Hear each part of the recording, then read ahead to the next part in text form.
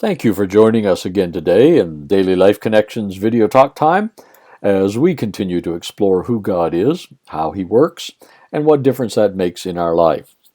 Today I want to talk to us about the God of Ascension. Now I know, yes, it was Jesus who ascended back into heaven, but Jesus said, I and the Father are one, so, He is the God of Ascension.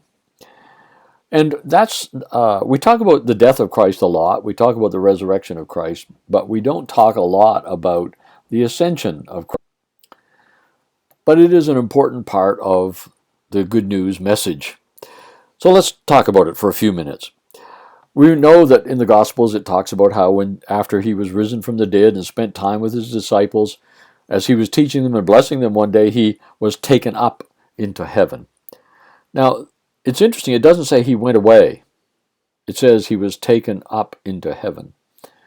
So how is it that Christ didn't go away? Did he leave us when he ascended into heaven? Here's the good news. No, he didn't.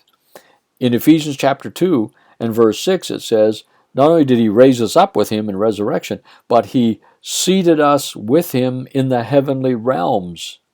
Jesus didn't go away and leave us. He took us with him. He took us with him.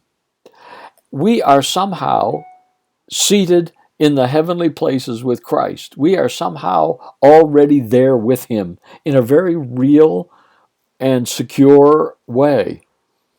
It says we are seated in Christ in the heavenly places. To be seated in that culture meant to be at rest, to have completed everything and be at rest. You see, we are not people trying to get to heaven. Heaven is not for us when we. Heaven is now. We are in the heavenly kingdom now. Why? Because Christ took us with him and ascended. You see, we are in Christ. So we died with Christ, we rose with Christ, we ascended with Christ, we're seated with Christ. We are fully in the presence of the living, blazingly alive, joy-filled, glorious, majestic God himself. We are seated in that presence. We are seated in that community of love. We are already there, my friends. There is great assurance and security in that what God has done in Christ has already determined our destiny.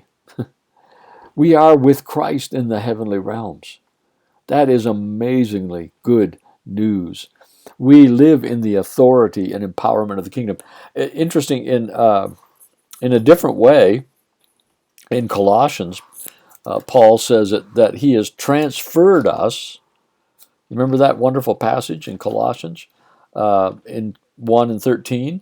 He has transferred us from the dominion or domain or authority of the kingdom of darkness and transferred us into the kingdom of heaven. That's what the ascension did. It transferred us so that we are no longer under the authority, the jurisdictional authority of this kingdom, but we are in the jurisdictional authority of the kingdom of heaven because we ascended with Christ and are seated in that heavenly realm. I know it's a mystery.